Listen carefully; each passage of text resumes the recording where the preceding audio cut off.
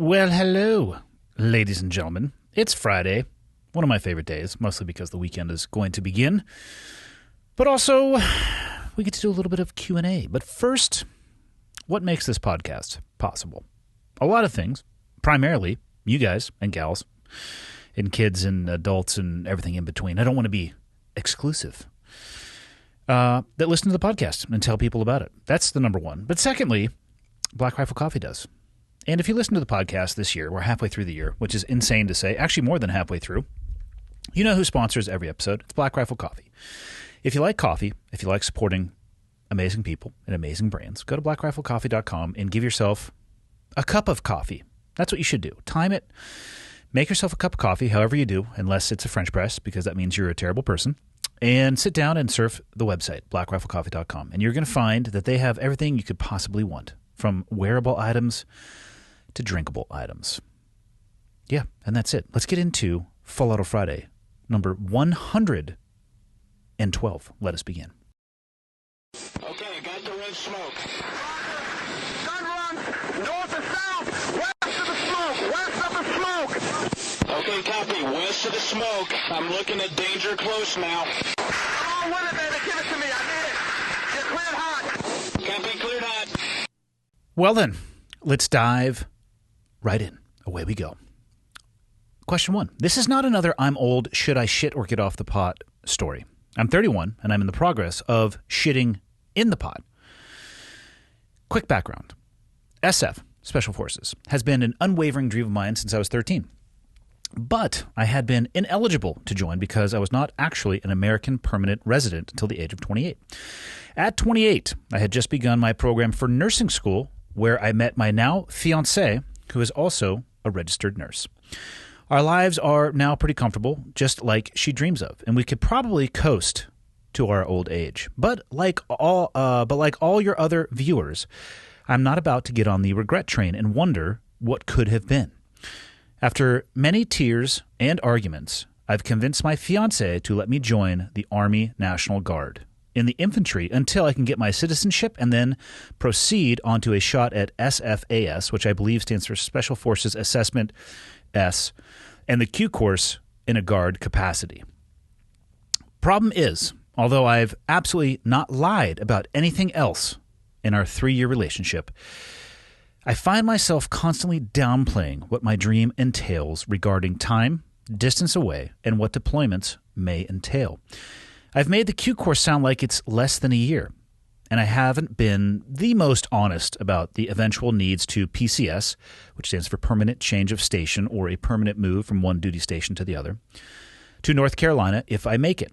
I'm afraid that I'm stuck on a train of constantly making things sound more digestible than they really are. There's no doubt in my mind. I'm 31, and I did not just sign a contract to stay as an infantryman and fight California wildfires for 6 years. I'm full sending it at the risk of my perfect relationship. Do I just keep downplaying everything about the military at this point? Am I too late to rip this Band-Aid off and just be honest about what I know? 1 week in a month, 2 weeks a year. Am I right? And in parentheses, sarcasm. Well, sir, let me just tell you, you have buttered up and created a really nice shit sandwich. Let's talk about something here for a second. You are not about to get on the regret train and wonder what could have been. Let me pose a question to you. Let's say you sacrifice your perfect relationship and attempt to become a Green Beret, which is what Special Forces actually means. It's Special Operations Forces is the broader umbrella. Special Forces is specifically Army Green Beret. Let's say you go down that pipeline and you successfully make it through.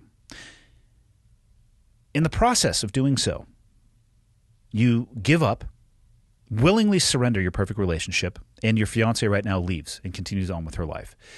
You go into the SF program, pipeline, community, and it's not what you wanted it to be. It's not what you thought it would be. It's not what you had heard it was going to be from people who had served prior to you.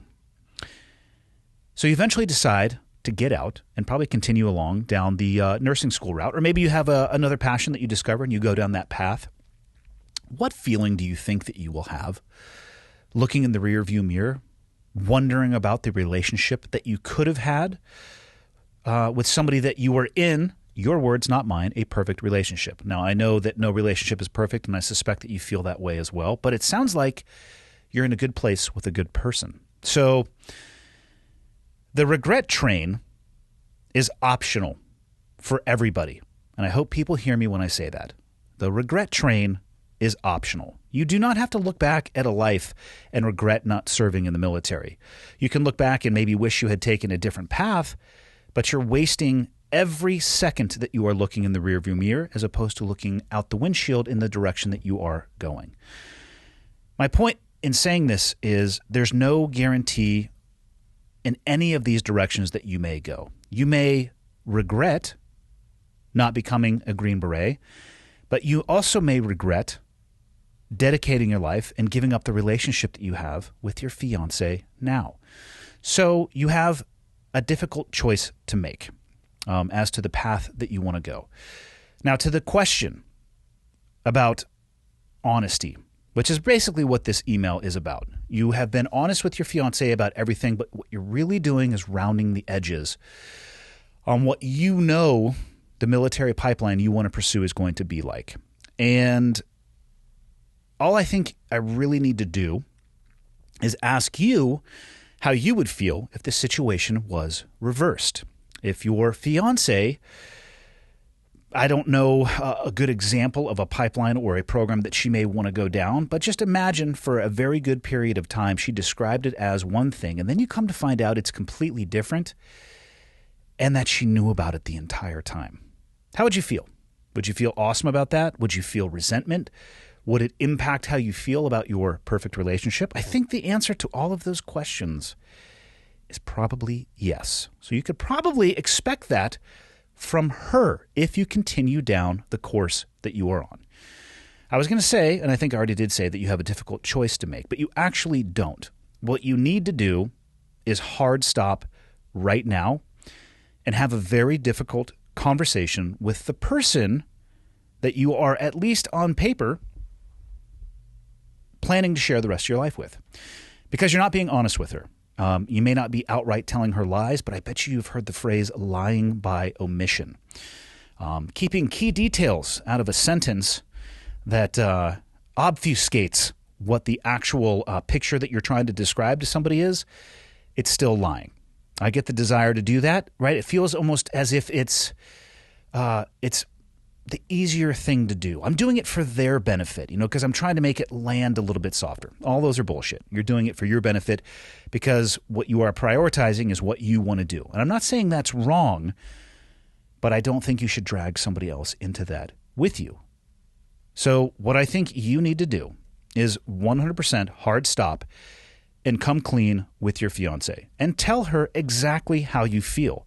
Don't make this a journey of exploration for her over the next 18 months to 2 years as you are constantly doing things that are different than what you told her they were going to be. Because let me just tell you what that journey of exploration is going to be like. That's going to be an exploration down into the 7th level of hell. Have you ever heard the saying, hell hath no fury like a woman scorned? Because if you have, that's what you're loading up right now, and you need to stop that shit right now. And maybe in this really difficult conversation, you are going to come to the realization, or you both will come to the realization, that your desires and her desires, when you're actually being truthful, are not commensurate with each other. And now, if you get to that place, that really sucks. But I think it sucks less than getting to that place 2 or 3 years down the road with a whole bucket load of resentment and ammunition for somebody to come after you for being dishonest. I'd rather have you make that decision now than make it years from now.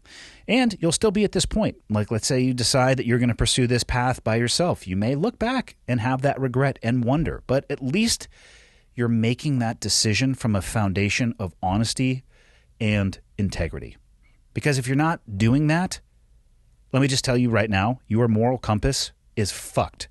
And the Q course and most special operations courses, I'd like to say all, but I don't know about all of them, they select for character.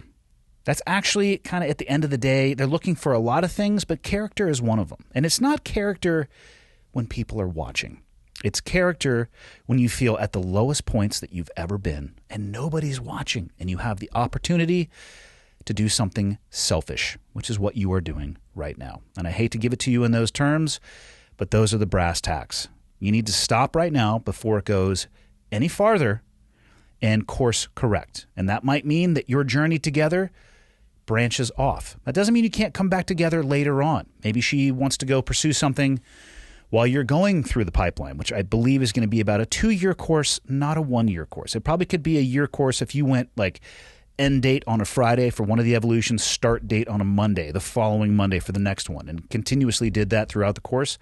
In my experience from the people I know, that's not how it happens, so don't line it up like that. Probably hard to hear. I apologize for that, but deal with the problem now, not the problem years from now. It's not going to get any better. And do me a favor, send me an email. Let me know how that conversation goes. Question number 2. Subject line, please help. Hello, I am a 21-year-old woman, and I'm training to become a U.S. Navy SEAL.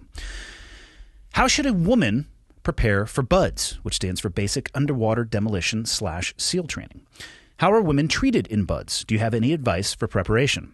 According to what some BUDS dropouts told me, one female SEAL candidate broke her legs in basic orientation, which is the first 3 weeks of BUDS. Another female SEAL candidate broke her legs in BUDS prep, and a third female SEAL candidate got rolled back in BO, which is that basic orientation, for stress fractures. None of them made it. In November of 2021, a woman made it to first phase of BUDS for the first time in history, but she quit on day 1 after the first hour. Interesting email, and I'm going to give you some feedback that you might not enjoy. I'm not going to apologize for that up front, actually. What I'm going to say is your headspace is completely wrong, and that is based off of the second sentence in the first paragraph. How should a woman prepare for BUDS? BUDS, Basic Underwater Demolition SEAL, is not about a man or a woman attempting the curriculum. It is about every single candidate that attends BUDS training meeting the minimum standard before they are allowed to move forward. Those standards should be, theoretically, hypothetically, driven by the demands of the real-world battle space that you would likely be asked to operate inside of. Are they challenging? Yes, they are. Do the vast majority of candidates who attempt SEAL training fail? Yes, they do. Why? Well, there's a variety of reasons, but at the end of the day, it's because the standards are maintained. The standards are blind. There is no way that a woman should prepare for BUDS versus how a man should prepare for BUDS. I understand physiologically that there are differences between the male and female body. The standards at BUDS don't give a fuck. Combat environments, a bullet flying through the air, does not give a fuck if you are a man or a woman. Now, some of the enemy that you may be fighting, if you are successful in this path that you want to pursue, and by all means, I hope that you are, some of the enemy that you may be fighting, they absolutely would care if you are a woman. That's a conversation and a topic perhaps for a later day, because you need to actually get to that point. But the fact that you are looking at BUDS training and you are looking for a way as a woman to train for it specifically, instead of just asking me, how do I train to successfully complete BUDS, tells me that you are viewing this problem from what I would consider to be a skewed perspective. There are no standards in BUDS for women and then another standard for men. As long as that is maintained, in my mind, where there is a blind standard and everybody either meets it or they are sent home regardless of who they are as a person, what's between their legs, what sex or gender, and at this point I actually don't even know the correct way to describe that. But it doesn't matter because the standards are blind.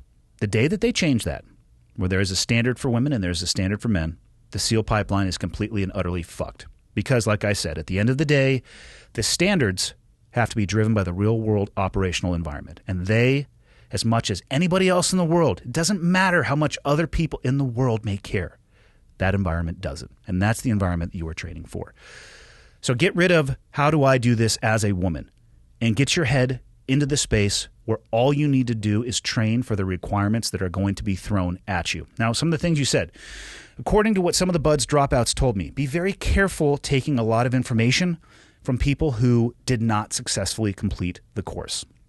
All I can say about that is very often it is biased and flavored through their own experience, and you may not be getting a clean shake about what to expect. What I would do if I were you is find people who have successfully made it through and talk to them. Now, two of the women that you mentioned broke their legs, and the other one got rolled back for stress fractures. I am assuming at this point that you know there is a substantial amount of running that takes place in the BUD/S program.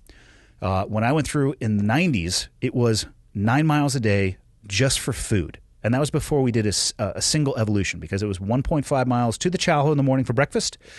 And obviously that's a round trip. So there's 3, then there's lunch, then there's dinner. And guess what? They didn't let you skip dinner because, fuck us, we're the students. And I get it. I didn't let the students skip dinner either when I was an instructor because that's what was done to me. And I'm not saying that's right, but point of all of that is there's a substantial amount of running. I don't know how the women broke their legs. I don't know if women are more susceptible to legs breaking than men. I don't think so. I'm certainly not a doctor, though. Anybody who listens to this podcast would agree with that. But stress fractures is one of the most common injuries in BUD/S. A lot of people fall off obstacles. People trip and fall. Broken legs, I don't necessarily, again, I would need a little bit more information on where the first 2 women broke their legs, but you need to condition your body to be able to tolerate the wear and tear that's going to come from that movement. Human beings are bipeds. When they tell you to go somewhere in BUD/S, let me just tell you right now, you're not walking except for the week after Hell Week. It's literally called Walk Week, and you're going to wear tennis shoes. So your lower body can recover a little bit. It's not recovered at all, trust me, after that week. And then when you start running the week after, it is horrendous. I actually felt like my hip flexors were destroyed.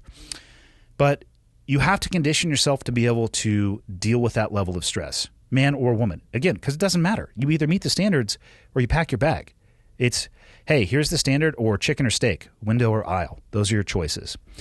And, to the point with the woman in November of 2021 who quit the first hour of first phase, you'd be shocked at the number of people who actually put in, God, it's got to be years at that point to even get to day 1, because there's the desire to become a SEAL, the research that goes into that. Most people are training before they even get into the military. They join the military, a lot of them on an SO contract, go through the entire pipeline, which is competitive because there's more slots.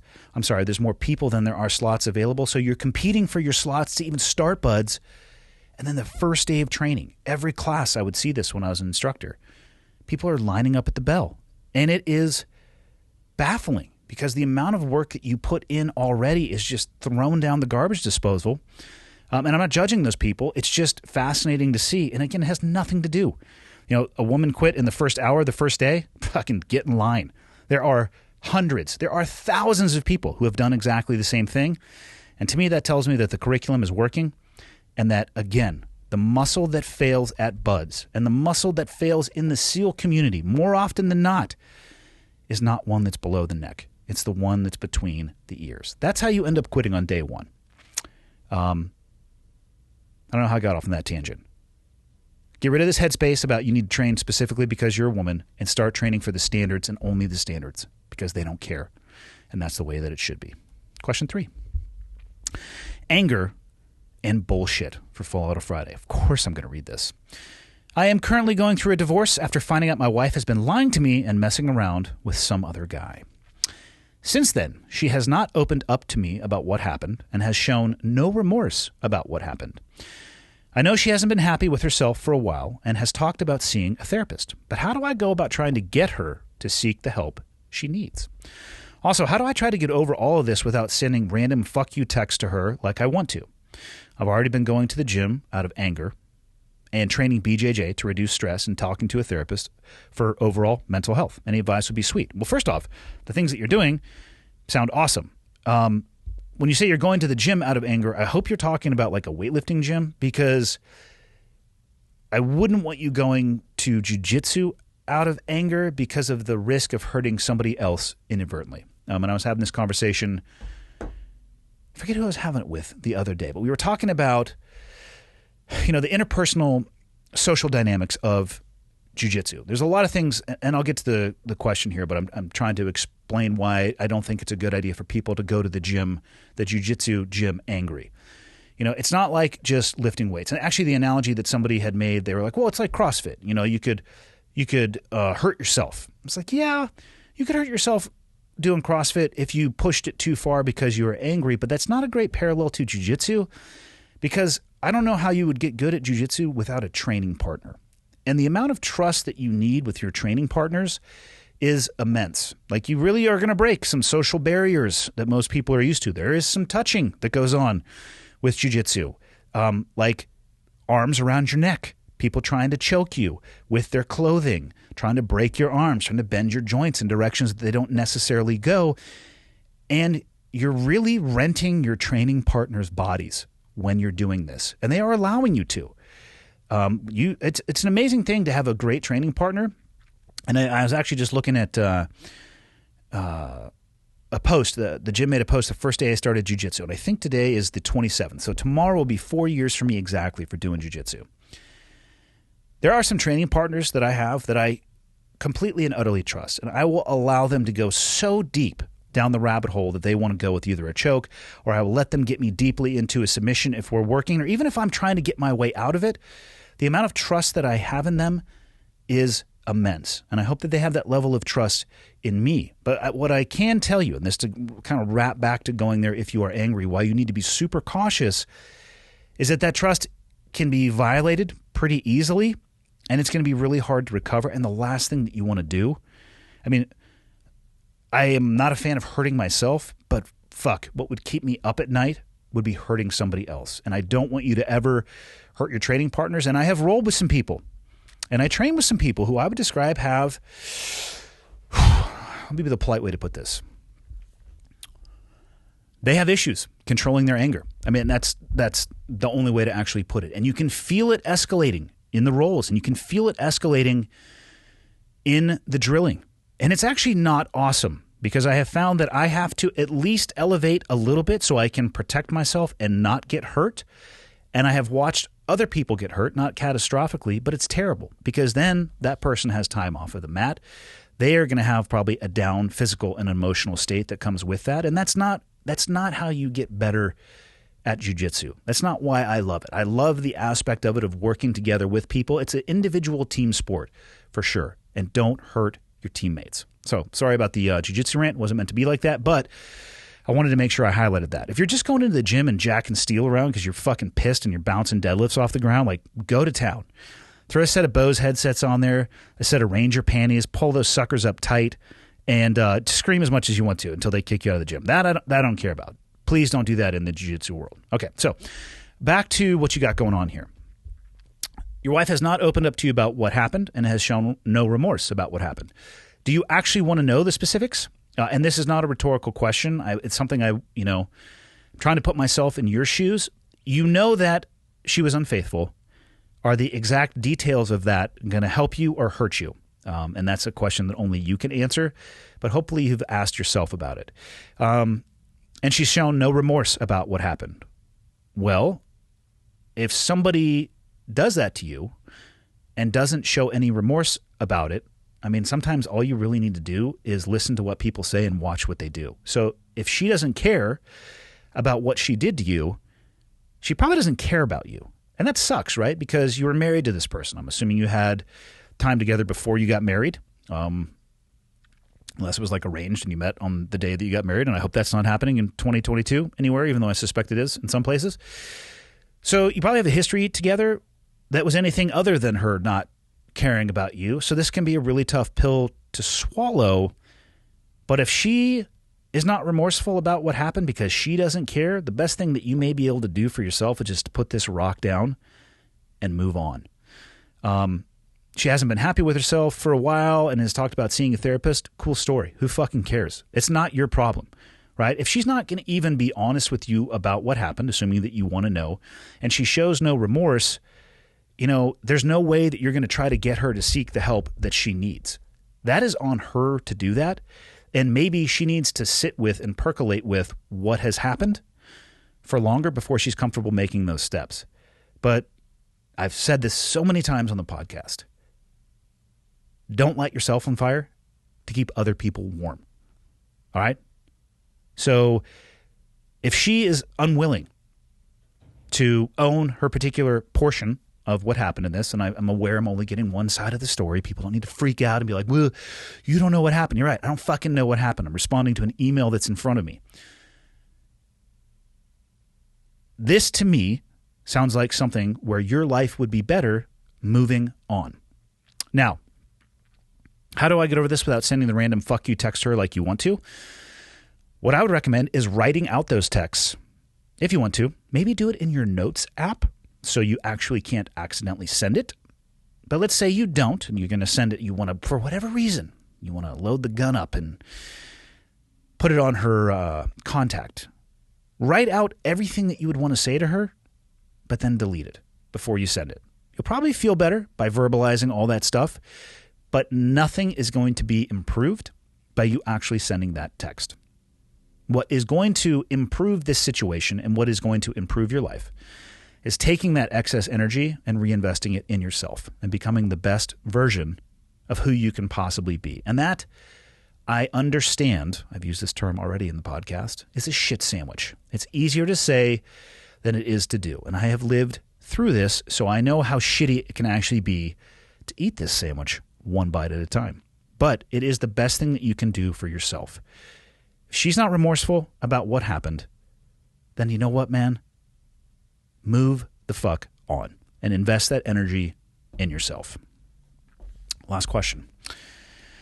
Hello, Andy, longtime listener and fan of the podcast.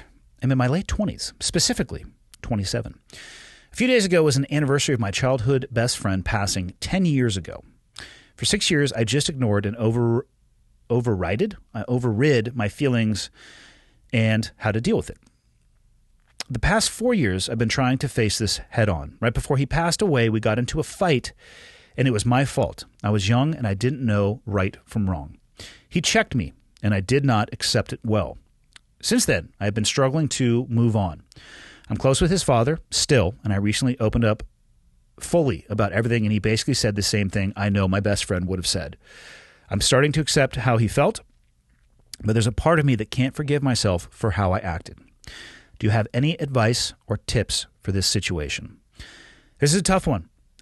This reminds me to a degree how I wish I could get a do-over with the last conversation I had with my mom before she passed. I really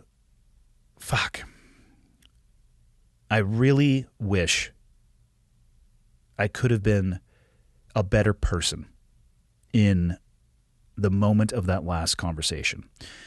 And I deal with not being able to forgive myself. And I know that I need to move on from that, but it's hard. So I understand what you're talking about. I understand where you're coming from. 10 years for people might seem like, oh, Jesus, like been 10 years, just move on. It's not that long. I turned 45 this year. It seems like I was 35 about 4 seconds ago. It seems like I was 25 about 2 seconds ago. I am aware that the math doesn't make sense on that, but that's what it seems like. So time doesn't necessarily heal all wounds, I guess is what I'm trying to say. There's an episode. So this podcast comes out Friday. I think this comes out early July. On the 4th of July, there's a podcast coming out with a man named Anthony. There's a fascinating background. And bear with me on this story a little bit because I'll tie it into what you're talking about here. He came from Venezuela. Did not speak English. Grew up in the Salt Lake City area in an environment that I think will probably surprise people when they hear him talk about the way that he was living and how he was able to do it. And then worked himself into the business world. And then worked himself into the FBI. And had a pretty awesome career in the FBI for 20 years. And he said something in that podcast. We were talking about just the United States in general. And I'm paraphrasing a little bit, and hopefully, well, I know for a fact when the episode comes out on the 4th that it will illuminate very precisely exactly what I'm talking about here. But he made a comment about how much he appreciates this country. I believe he said he actually loves this country.